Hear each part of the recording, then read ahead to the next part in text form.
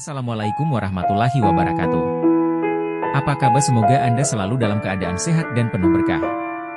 Hari ini, dunia Islam akan berbagi kisah inspiratif mengenai Yajuj dan Majuj, terkhususnya tentang letak keduanya. Yajuj dan Majuj adalah dua suku besar yang digambarkan dalam berbagai tradisi agama sebagai kekuatan destruktif yang akan muncul di akhir zaman. Dalam Islam, Yahudi, dan Kristen, mereka disebut sebagai perusak kehidupan yang akan menimbulkan kekacauan di muka bumi. Kemunculan mereka menjadi salah satu tanda besar menjelang kiamat, dan dalam tradisi Islam, disebutkan bahwa mereka akan berperang melawan Nabi Isa dan pasukannya di Bukit Tursina. Nama Yajuj berasal dari kata Arab, Yu'ja'aj, yang berarti kering dan keras, atau dari I'al-aj, yang bermakna datang dengan cepat. Sedangkan Majuj berasal dari Ima'aja, yang berarti goncang, atau dari Imalaja, yang berarti kekacauan. Menurut para ulama, kedua nama ini memiliki kesesuaian dengan sifat mereka yang tergesa-gesa, menghancurkan, dan menyebabkan kegoncangan dimanapun mereka berada. Yajuj dan Majuj digambarkan sebagai kaum yang sangat biadab, kasar, sombong, dan gigih dalam merusak. Mereka senang berperang, merampok, membunuh, dan menghancurkan, serta tidak menyukai bangsa selain mereka sendiri. Dalam salah satu hadis Nabi Muhammad, digambarkan bahwa setelah mereka membunuh seluruh penduduk bumi, mereka bahkan mengira telah membunuh penduduk langit karena anak panah mereka kembali berlumuran darah. Menurut Ibnu Katsir, mereka adalah keturunan Adam, lebih tepatnya dari garis keturunan Yafits bin Nuh, yang juga merupakan nenek moyang bangsa Turki dan Mongol.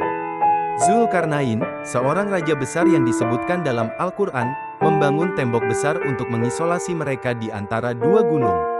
Tembok ini terbuat dari balok besi yang dicor dengan cairan tembaga, untuk melindungi manusia dari kejahatan mereka.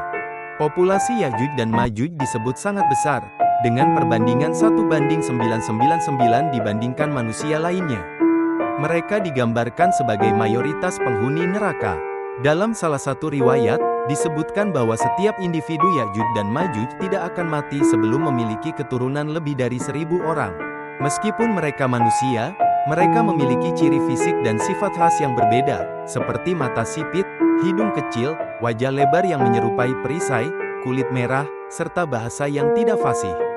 Ketika mereka keluar dari tempat pengasingan, mereka akan bergerak bagaikan air bah yang menghancurkan segalanya di hadapan mereka. Dalam surah Al-Kahf, disebutkan bahwa Zulkarnain menemui suatu kaum di antara dua gunung yang tidak dikenali bahasanya. Kaum ini mengadukan ancaman Yajuj dan Majuj kepada Zulkarnain, yang kemudian membangun tembok besar sebagai penghalang. Menjelang kiamat, dinding ini akan berhasil mereka jebol, dan mereka akan keluar untuk menyebarkan kehancuran di bumi. Para ulama berbeda pendapat mengenai lokasi tembok ini. Beberapa menyebutkan bahwa tembok tersebut berada di pegunungan Kaukasus, di celah Darial yang sempit. Lokasi ini terletak antara Laut Hitam dan Laut Kaspia, yang menjadi penghalang alami sepanjang lebih dari 1.200 km. Pendapat lain menyebutkan bahwa tembok tersebut berada di Asia Tengah, tepatnya di sekitar Uzbekistan dan Azerbaijan, pada jalur penghubung antara Turkestan dan India yang disebut Bab al-Hadid atau pintu besi. Menurut Abdullah Yusuf Ali, celah sempit yang terbuat dari besi ini pernah dicatat oleh Hyo Wen Xiang, seorang pengembara Tiongkok pada abad ke-7 Masehi.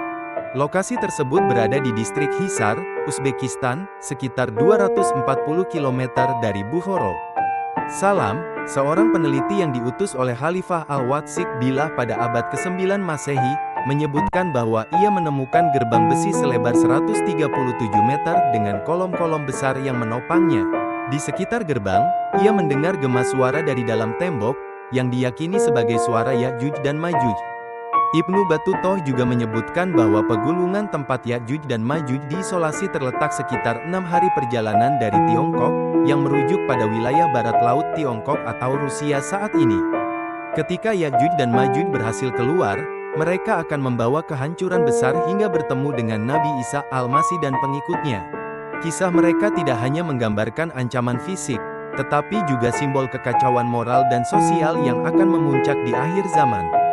Kemunculan mereka menjadi pengingat bagi umat manusia tentang pentingnya keimanan dan perlindungan dari Allah terhadap segala bentuk kerusakan di dunia ini. Selain itu, kisah Yajuj dan Majuj juga menjadi subjek penelitian dalam sejarah dan geografi. Salur wakaf Anda di sini. Bank BRI 06690100139837. Atas nama Yayasan Wakaf Haira Zadina.